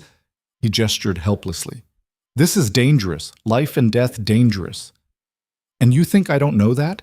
You think I'm too naive or stupid to understand the risk? That's not what I'm saying. Then what are you saying? Ronan rubbed his face, frustration evident. I'm saying I love you, and the thought of losing you terrifies me. I'm saying maybe we should think this through more carefully before we commit to something we can't undo. Clara's anger deflated slightly. She understood his fear, felt it herself, if she was honest. But beneath the fear was something stronger. I can't live my life being afraid, she said quietly. I did that for too long. Let fear dictate everything, kept me small and quiet and safe. And where did it get me? Alone in a store, watching my life pass by while everyone else lived theirs. She took his hand. You gave me something different. You made me believe I could be more. And now I need to prove it. To myself, if no one else. Ronan's expression softened. You don't have anything to prove, Clara. Yes, I do. And I'm going to see this through, with or without you. The words hung between them, a challenge and a plea at the same time. Ronan was quiet for a long moment. Then he sighed, pulled her close. With, he said, always with. They delivered the ledger to Sheriff Wade that afternoon. His reaction was immediate and electric. This is exactly what we need, he said, flipping through the pages. With this and Tommy's testimony, we have enough to get territorial marshals involved. Real ones, not the ones on Mercer's payroll. How long will that take? Clara asked. Few days? Maybe a week? I'll need to send word to the capital, get the right people interested. Wade looked up. In the meantime, you two need to lay low. Mercer can't know we're building a case. What about Margaret? Clara asked. I'll keep an eye on her, make sure she's protected. They left the sheriff's office feeling something Clara hadn't felt in months. Hope. It lasted exactly 3 hours. Clara was in the hotel dining room, eating a late dinner with Ronan, when the first scream cut through the evening quiet. They rushed outside along with dozens of other people. Smoke was rising from the eastern edge of town, thick, black, familiar. No, Clara breathed. They ran toward it. The boarding house where Margaret Flynn lived was engulfed in flames, fire consuming it with the same vicious efficiency that had destroyed the general store. Margaret! Clara tried to push toward the building, but Ronan caught her, held her back. You can't. It's too late. He was right. The fire was already an inferno, heat so intense it drove the crowd back. No one could survive that. Clara watched it burn, numb with horror and grief and the terrible certainty that this was her fault. They found Margaret's body the next morning in the ruins, or what was left of it. Sheriff Wade came to tell them personally, his face gray with exhaustion and anger. It was arson, he said flatly. Same as your store. They didn't even try to hide it this time. Mercer, Clara said. Probably, but we can't prove it. Wade slammed his fist on the table. We can't prove anything, and now our key witness is dead. We still have the ledger, Ronan said. The ledger Margaret gave us. The ledger only she could authenticate. Without her testimony, a good lawyer will tear it apart. Say it's forged, say we fabricated it. Wade looked at Clara. I'm sorry, but without Margaret, we don't have a case anymore. Clara felt something crack inside her. Margaret Flynn had trusted her, had risked everything to help, and now she was dead. This is my fault, she whispered. No, Ronan said firmly. This is Mercer's fault. He did this, not you. I pushed her. I convinced her to help. She made her own choice. And look what it cost her. Clara stood abruptly, knocking her chair over. She couldn't stay in this room, couldn't breathe, couldn't think. She fled outside into the cool evening air. Behind the hotel, she collapsed against a wall and vomited, her body rejecting the horror of it all. Ronan found her there, crouched in the dirt, shaking. We have to stop, she said. This has to end. I can't be responsible for anyone else dying. You're not responsible. Yes, I am. Margaret's blood is on my hands. Ronan knelt beside her. Clara, listen to me. If you give up now, Margaret died for nothing. Mercer wins, and he'll keep doing this to other people. Is that what you want? I don't know what I want anymore. Yes, you do. You want justice. You want to stop him. He gripped her shoulders. So we find another way. We keep fighting. How? We have no evidence, no witnesses, no... We have us, Ronan interrupted, and we have rage. That's enough to start with. Clara looked at him, and she saw something in his expression she hadn't seen before. Something cold and determined and dangerous. What are you saying? I'm saying maybe we've been playing by the wrong rules. Maybe it's time to fight Mercer on his own terms. Ronan, he burned your store. He killed Margaret. He's going to keep hurting people until someone stops him. And if the law won't do it, Ronan's voice went flat, then maybe we do it ourselves. Clara's breath caught. You're talking about murder. I'm talking about survival, about protecting the people we love, about making sure monsters don't get to keep being monsters. He stood, offered her his hand. But it's your call, Clara. You want to walk away? We walk away. You want to keep fighting through legal channels? We do that. Or you want to end this our way? You say the word. Clara stared at his outstretched hand. Every instinct told her to refuse, to step back from the line he was offering to cross. But Margaret's charred body was being pulled from the ruins, and somewhere in town, Thomas Mercer was probably celebrating another victory. Clara took Ronan's hand, let him pull her to her feet. I need time, she said. Time to think about this.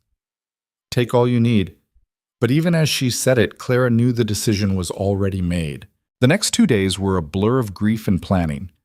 The town held a small service for Margaret. Sparse attendance, no family, just a few people who'd known her. Clara stood in the back, watching them lower the plain coffin into the ground, and swore silently that it would mean something. Sheriff Wade was devastated by the loss, but he hadn't given up entirely. I'm still sending word to the territorial government, he told them. Even without Margaret's testimony, the ledger is suggestive. Might be enough to get an investigation started. And how long will that take? Ronan asked. Months, maybe years. We don't have years, Clara said. Wade looked at her carefully. What are you planning? Nothing. We're just tired of waiting for justice that never comes. Clara! Thank you for trying, Sheriff, truly, but I think we need to handle this ourselves now. She left before he could argue. That night in their hotel room, Clara and Ronan made their plan. We need proof, Clara said.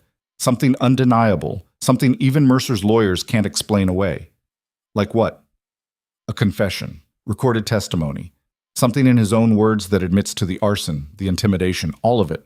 Ronan leaned back against the headboard. And how do we get him to confess? We make him think he's won, that I'm broken, that I'm ready to sell him the land and leave town. Clara's mind was racing now, pieces clicking together. We arrange a meeting, private, just me and him, and I get him talking. Absolutely not, Ronan said immediately. You are not meeting with that man alone. I won't be alone. You'll be there, hidden, listening. And when he confesses, because arrogant men always confess when they think they've won, you'll have a witness. We'll have what we need. It's too dangerous. Everything's dangerous now. Clara turned to face him fully. Ronan, this is the only way. If I don't do this, we're stuck. We either run and spend the rest of our lives looking over our shoulders, or we stay and wait for him to destroy us completely. This is our only move. There has to be another way. There isn't. You know there isn't. They stared at each other, the weight of what they were planning settling between them. If anything goes wrong, Ronan's voice was rough. If he tries anything, you'll be there. I trust you. Clara, I trust you, she repeated, and I need you to trust me. Can you do that? It took him a long time to answer. Finally, reluctantly, he nodded. All right, but we do this my way. You wear a weapon. You stay in public view as long as possible, and at the first sign of trouble, you get out. Understood? Understood. They spent the next day setting the trap. Clara sent word to Mercer through an intermediary, one of his ranch hands who frequented the hotel saloon. The message was simple. She was ready to talk about selling the land. to discuss terms, to end this. Mercer's response came within hours. He'd meet her at his ranch, 2 days from now, noon. Come alone. Of course he wants me alone, Clara muttered. You won't be, Ronan said. I'll be there before you arrive. Hidden, watching. They spent those 2 days preparing. Ronan scouted Mercer's ranch, finding places to hide, mapping escape routes. Clara practiced what she'd say, how she'd draw him out, get him talking. The morning of the meeting, she woke before dawn, her stomach in knots. Ronan was already awake, sitting by the window cleaning his rifle.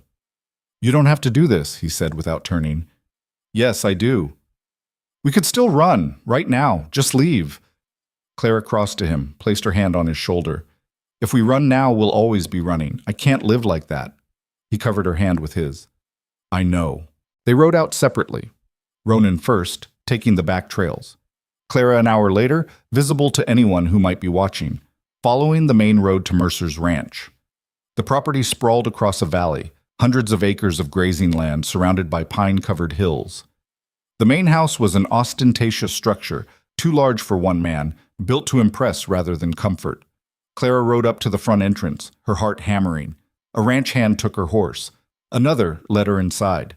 Thomas Mercer waited in his study, seated behind a massive desk, looking every inch the successful businessman. Mrs. Hale, he said, standing, thank you for coming. Mr. Mercer, please sit. He gestured to a chair. Can I offer you something? Coffee? Tea? I'm fine. Suit yourself. He settled back into his chair, steepling his fingers. I was pleased to receive your message. I'd begun to think you'd never see reason. Clara forced herself to stay calm. I've had time to think about my options, about my future. And you're right. I can't win against you. Fighting is pointless. So I'm ready to discuss selling the land. Mercer's smile was triumphant. A wise decision. I'm prepared to offer you $2,000. Cash. More than generous considering the circumstances. The circumstances being that you destroyed everything I owned. His smile didn't waver. Careful, Mrs. Hale. Accusations like that are dangerous. Are they? Who's going to stop me? You've already taken everything. Not quite everything. You still have your life, your husband. Those are things that could be lost if you're not careful. There it was. The threat barely disguised. Clara leaned forward. Let me understand this correctly. You're saying if I don't sell, something might happen to me or Ronan. I'm saying accidents happen. Fires start. People disappear in these mountains all the time. Mercer's expression was pleasant, but his eyes were cold. It would be unfortunate if such things happened to you. Much better to take the money and start fresh elsewhere. Clara's hands clenched in her lap. Keep him talking. Get more. How many people have you made this same offer to? She asked. I'm a businessman, Mrs. Hale. I make many offers. How many of them were preceded by fires? Accidents? Mercer tilted his head, studying her. You're trying to get me to confess something. How transparent. Clara's blood ran cold. He knew. I don't know what you mean. Of course you do. You think you're clever. Think you can trick me into admitting something actionable. He stood, moved around the desk. Did you really think I wouldn't notice Sheriff Wade asking questions? Or that I wouldn't hear about poor Margaret Flynn giving you her ledger before she so tragically perished? He was too close now. Clara stood, backing toward the door. The ledger's already with the territorial authorities, she said. They're investigating you. No, they're not, because I own the territorial authorities. Mercer kept advancing. Did you honestly think you could win against me? A nobody from nowhere with no money, no power, no connections? I have the truth. The truth? Mercer laughed. The truth is whatever I say it is. I own this territory, Mrs. Hale. The land, the businesses, the law, everything. And anyone who stands against me ends up like Margaret Flynn, like your store, like you're about to. Clara's hand went to the gun hidden in her coat. Stay back. Or what? You'll shoot me? In my own home? My men would kill you before your husband even knew what happened. His smile was vicious now. Yes, I know he's here. Did you think I wouldn't have scouts? He's probably surrounded right now, being very carefully convinced not to interfere. Clara's world tilted. This wasn't the plan. This was a trap. She drew the gun, aimed it at Mercer with shaking hands. "Call them off." "No, I'll kill you." "Maybe, but you'll die too. Is that really what you want?" Clara's finger tightened on the trigger. Every instinct screamed at her to pull it, to end this man who'd destroyed so much. But she hesitated. And in that heartbeat of hesitation, the door behind her burst open. Ronan came through like a storm, his rifle raised, his expression murderous. Behind him, she heard shouting, gunfire, chaos. "Get down!" he shouted at Clara. She dropped as Mercer dove for his desk. Ronan fired, the shot shattering a window. More gunfire erupted from outside, sharp, overlapping cracks that made Clara's ears ring. "We have to go!" Ronan grabbed her, hauled her up. "Now!" They ran. Through the study, down a hallway, past ranch hands who were too confused to stop them. Outside, horses were scattering, men were shouting, and in the distance, Clara heard riders approaching fast. "Who?" she started. "Marshals," Ronan said. "Real ones. Wade sent them. They heard the gunfire and moved in." They reached their horses, mounted, rode hard for the hills. Behind them, Mercer's ranch descended into chaos. Territorial marshals swarming the property, ranch hands surrendering, and somewhere in that confusion, Thomas Mercer realizing his empire was crumbling. Clara and Ronan didn't stop until they were miles away, deep in the forest where the trees swallowed sound and hid them from pursuit. Only then did Clara start shaking. "I almost shot him," she said. "I wanted to. I was so close." Ronan pulled her off her horse, held her while she trembled. "But you didn't. That's what matters. He was going to kill us both." "I know, but we're alive. We made it."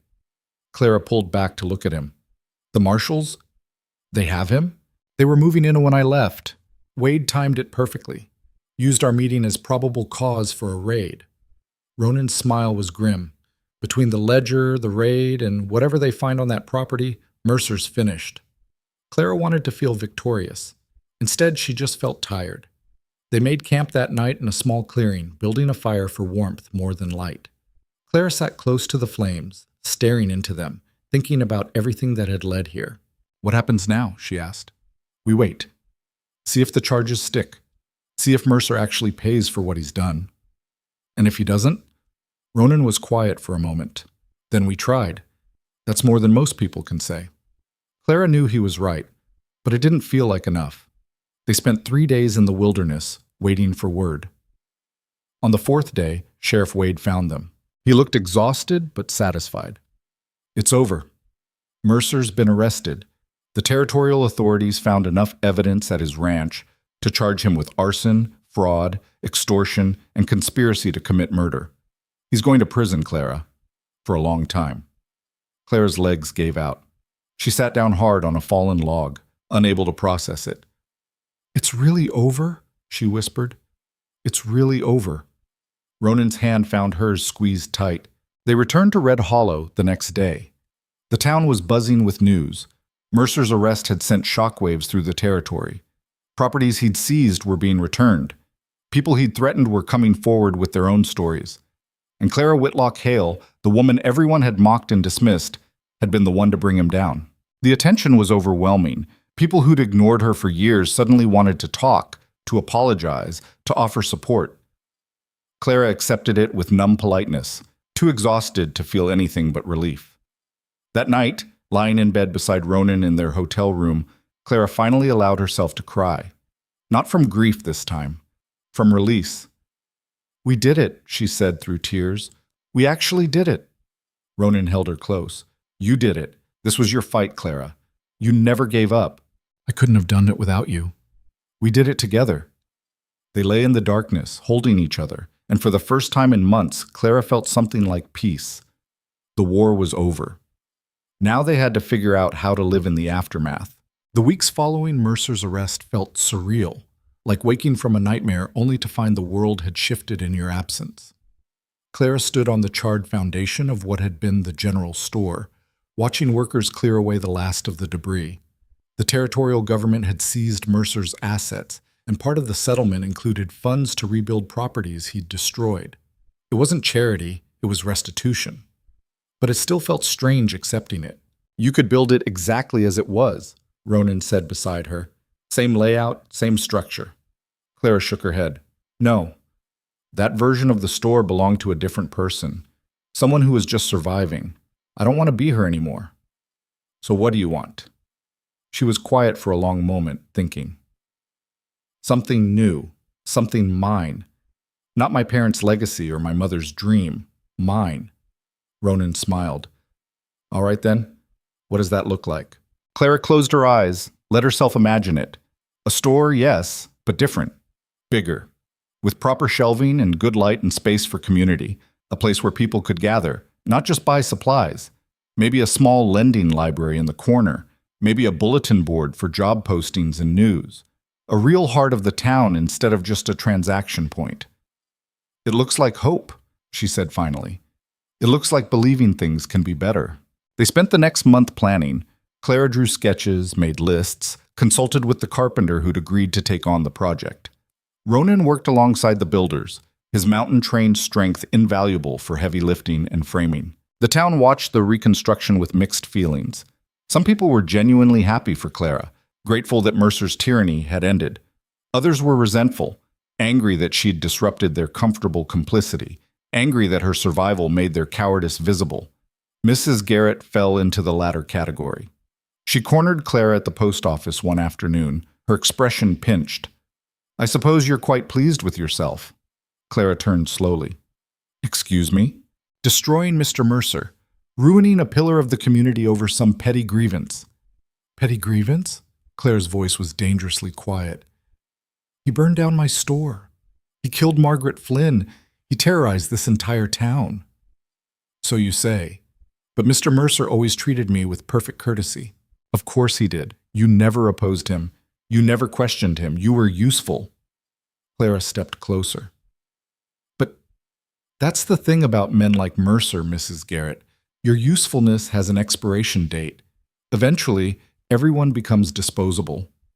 Mrs. Garrett's face flushed. How dare you? No, how dare you stand here and defend a man who hurt people for profit? How dare you act like his downfall is somehow my fault instead of his own? Clara's hands were shaking, but her voice stayed steady. I spent my entire life making myself small so people like you would be comfortable. I'm done with that. If my existence makes you uncomfortable now, that's your problem, not mine. She walked away before Mrs. Garrett could respond. Later, telling Ronan about the confrontation, Clara felt a strange mixture of pride and sadness. I used to think if I could just make them like me, everything would be better, she said. But that was never possible, was it? Some people need someone to look down on. Someone to make them feel superior. Probably, Ronan agreed, but that says more about them than it does about you. I know that now. Doesn't make it hurt less. He pulled her close. You don't need their approval, Clara. You never did. I wish younger me had known that. Younger you survived long enough to become current you. That's what matters. The store's reconstruction took 3 months. When it was finally finished, Clara stood in the doorway and felt something she hadn't expected. Pride. It was beautiful. Clean lines, large windows that let in light, sturdy shelves built to last. The lending library occupied one corner, stocked with books donated from across the territory. A community board hung near the entrance, already filling with notices and advertisements. It's perfect, she said. Ronan wrapped an arm around her waist. You did this. We did this. No, I just carried lumber, this vision, this dream. That was all you. The grand reopening drew a crowd. Most of Red Hollow turned out, along with people from neighboring towns who'd heard about the woman who'd stood up to Thomas Mercer and won. There were speeches, congratulations, too much attention. Clara endured it with as much grace as she could manage, but by evening she was exhausted. I need air, she told Ronan. They slipped away from the celebration, walking toward the edge of town where the buildings gave way to wilderness. The sun was setting, painting the mountains in shades of orange and purple. You know what's strange, Clara said. I thought winning would feel different, more triumphant maybe. But mostly, I just feel tired. That's because real life isn't a story. There's no neat ending where everything becomes perfect. Ronan took her hand. You won a battle, Clara, but you're still you, still carrying all the same scars and fears and doubts. Victory doesn't erase those. So what does? Time. Work. Choosing to be better each day even when it's hard. He paused. And maybe realizing that those scars and fears are part of you, not flaws that need fixing. Clara leaned into him, watching the sun disappear behind the peaks. When did you become so wise? About the same time I fell in love with a stubborn woman who taught me that running from pain doesn't make it go away. They stood in comfortable silence as darkness fell. In the distance, they could hear the celebration continuing, music, laughter, the sounds of a town slowly healing. Do you ever think about leaving? Clara asked. Going back to the mountains, to the quiet? Sometimes, Ronan admitted. But then I remember what that quiet cost me. 5 years of isolation, convincing myself I was better off alone. He turned to face her. I'm not better off alone, Clara. I'm better off with you. Whether that's here in Red Hollow or somewhere else doesn't matter. You're my home now. Clara's eyes burned with tears. I love you. I love you too. They returned to the celebration hand in hand, and for the first time in her life, Clara felt like she belonged. Summer turned to fall. The store thrived, becoming exactly what Clara had envisioned, a gathering place, a resource, a heart. She hired 2 employees, young women who reminded her of herself at that age, and taught them the business with patience she hadn't known she possessed. Ronan split his time between helping at the store and maintaining his trap lines. The mountain man and the shopkeeper, learning to build a life that honored both their needs. It wasn't always easy. They argued about money, about time, about Clara's tendency to work too hard, and Ronan's habit of disappearing into the wilderness for days without warning.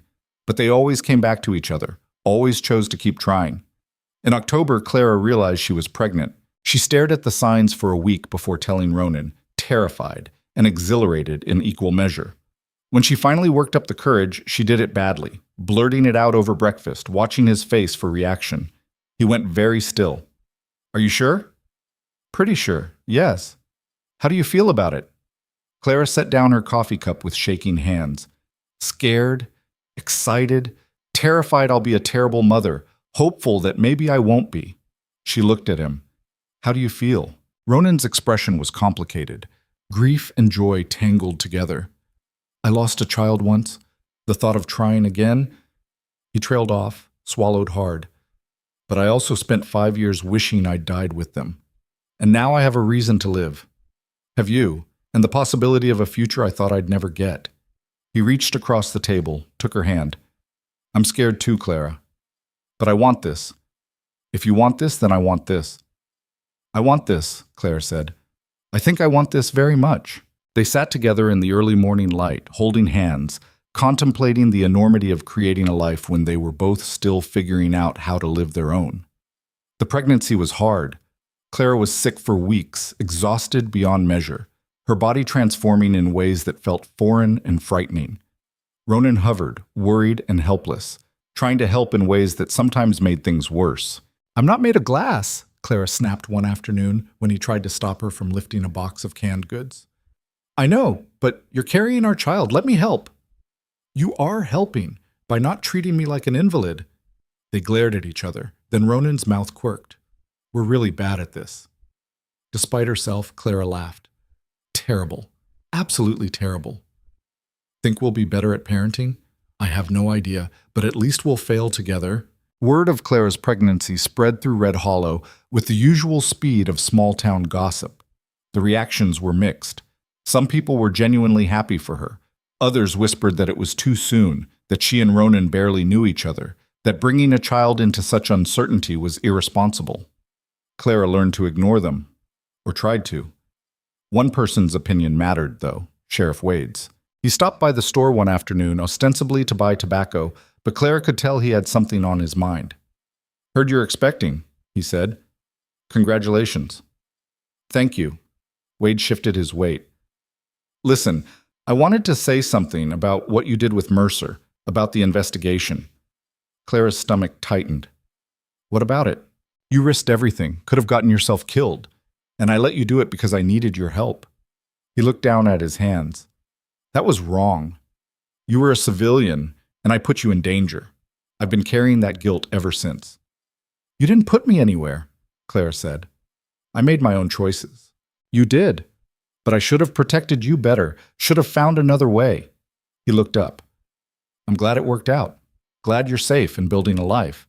But I wanted you to know, if I could go back, I'd do it different. Clara was quiet for a moment. If you'd done it different, Mercer might still be free. People would still be suffering. Margaret Flynn would still be dead with no justice. She leaned against the counter. I'm not saying it was right, but I'm saying it was necessary. And I'd make the same choice again. Wade nodded slowly. You're a brave woman, Mrs. Hale. I'm a stubborn woman who got lucky. There's a difference. After he left, Clara stood in the empty store, thinking about bravery and luck and the fine line between them. Winter came early again, but this time Clara faced it with resources, a solid building, steady income, a husband who loved her. The contrast to the previous year was stark. By January, her pregnancy was obvious. She moved slower, tired more easily, had to stop working at the store as much as she wanted to. It frustrated her, this loss of control over her own body. I used to think being strong meant never needing help, she told Ronan one evening. They were in the small house they'd built behind the store. Nothing fancy, but warm and theirs. Now I can't even put on my own boots without assistance. Strength isn't about doing everything alone, Ronan said, kneeling to help with said boots. It's about knowing when to ask for help. When did you figure that out? When I met you and realized I'd been miserable for 5 years because I was too proud to admit I needed people. Clara ran her fingers through his graying hair. We're quite a pair, aren't we? Two broken people trying to build something whole. Nothing's whole, Clara. Everything's broken in some way. We're just broken in compatible ways. The baby came in March, during a late snowstorm that trapped them in the house for 3 days. The labor was long and brutal. Clara screamed until her voice gave out, gripped Ronan's hands until his bones creaked, was convinced at several points that she was going to die. But she didn't die. And when the midwife finally placed a squalling, red-faced infant in her arms, Clara looked down at her daughter and felt something fundamental shift inside her. She's perfect, she breathed. She's loud, Ronan said, but his eyes were wet. They named her Sarah Margaret. Sarah for Ronan's first wife, Margaret for the woman who'd helped them when it mattered. Clara had worried the names might carry too much grief, but Ronan insisted. They died so we could live, he said. Least we can do is remember them. The first weeks with Sarah were chaos. Clara had no idea what she was doing, fumbled through feedings and diaper changes and sleepless nights with increasing panic. Ronan wasn't much better. He'd lost his first child too early to remember this stage, and his mountain man skills proved useless when confronted with a screaming infant. We're going to break her, Clara said at 3 a.m, walking the floor with a crying Sarah while Ronan heated milk. We're incompetent parents, and we're going to break our child. She's not broken yet, Ronan pointed out. She's just angry. Can't really blame her. Being born seems pretty traumatic. This isn't funny. I know. But if we don't laugh, we'll cry, and I'm already doing enough of that. Slowly, painfully, they figured it out. Learned Sarah's rhythms, her needs, her particular brand of baby rage. Clara discovered she was better at this than she'd feared. Not perfect, never perfect, but adequate. Good enough. And good enough, she was learning, was actually pretty good. Spring came, bringing with it green growth and warming temperatures. Clara stood in the doorway of their house, watching Ronan play with 6-month-old Sarah in the grass. He was making faces, coaxing giggles from her, completely absorbed in fatherhood. You look happy, a voice said behind her. Clara turned. Mrs. Garrett stood there, looking older and somehow smaller than Clara remembered. Mrs. Garrett, Clara said carefully, can I help you?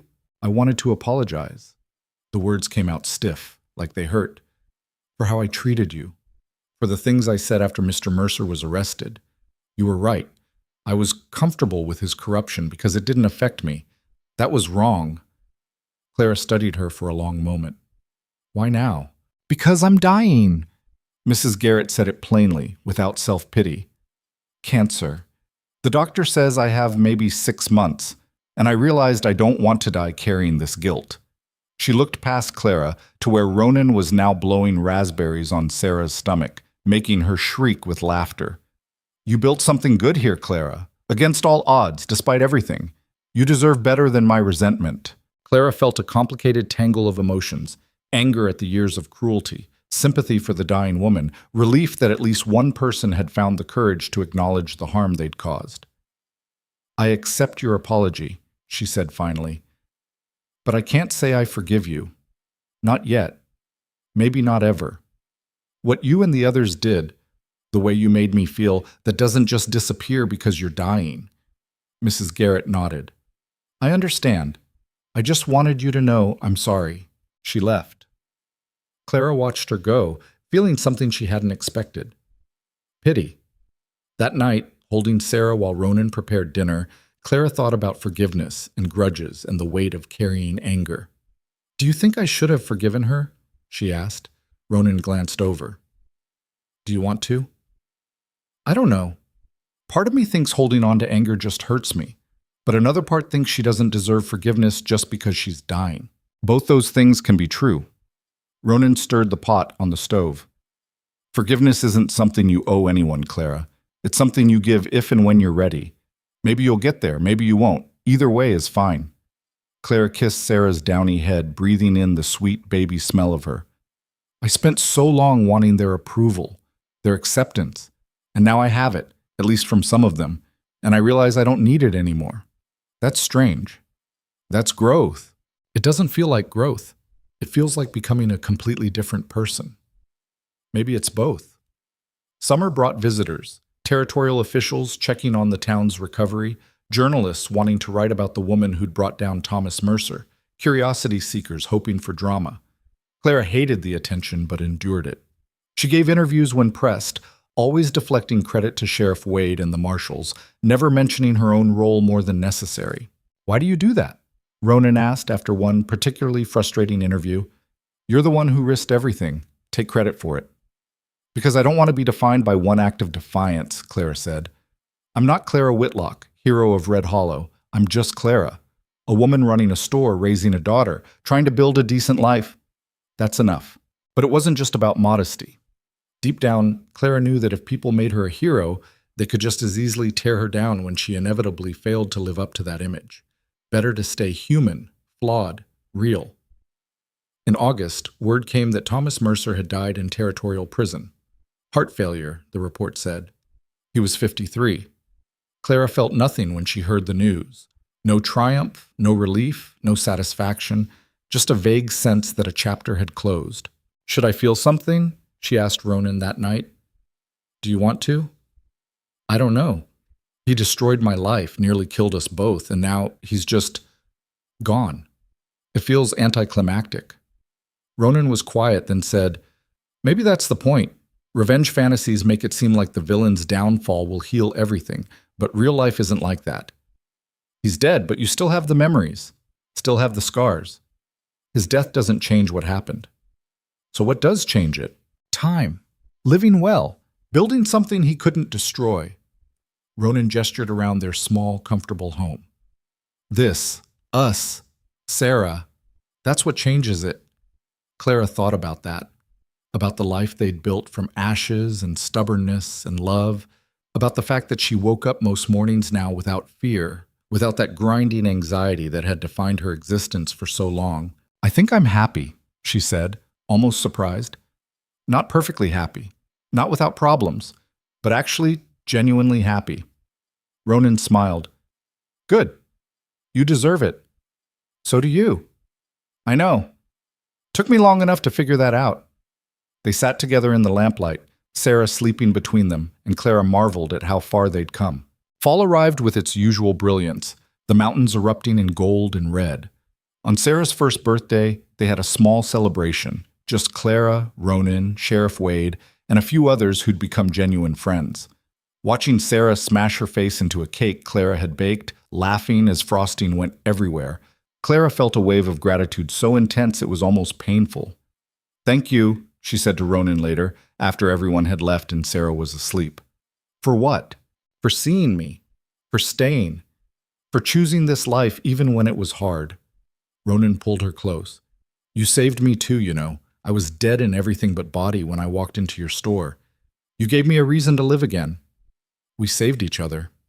"Yeah, we did." They stood at the window, looking out at Red Hollow settling into night. The town where Clara had been mocked and dismissed and broken down. The town where she'd found love and fought back and built something lasting. She didn't love Red Hollow, probably never would. Too much history, too many scars. But it was home, and that was enough. Winter came again, the cycle continuing. Clara celebrated her 25th birthday quietly, marveling at how different her life looked now compared to just 2 years ago. 2 years ago, she'd been alone, hopeless, convinced she'd never be more than a joke. Now she had a husband who loved her, a daughter who adored her, a thriving business, and the knowledge that she was stronger than she'd ever imagined. "What are you thinking about?" Ronan asked. They were in bed, Sarah asleep in her crib nearby, the winter wind howling outside. "How much has changed? How much I've changed." "Any regrets?" Clara thought about it honestly. "I regret Margaret's death. I regret not standing up to people sooner. I regret all the years I wasted being afraid." She rolled over to face him. "But I don't regret us. I don't regret fighting. I don't regret any of the hard things that brought me here. Even when it was terrifying? Especially when it was terrifying, because that's when I learned what I was capable of." Ronan kissed her forehead. "You're remarkable, you know that? I'm ordinary. I just refuse to stay broken.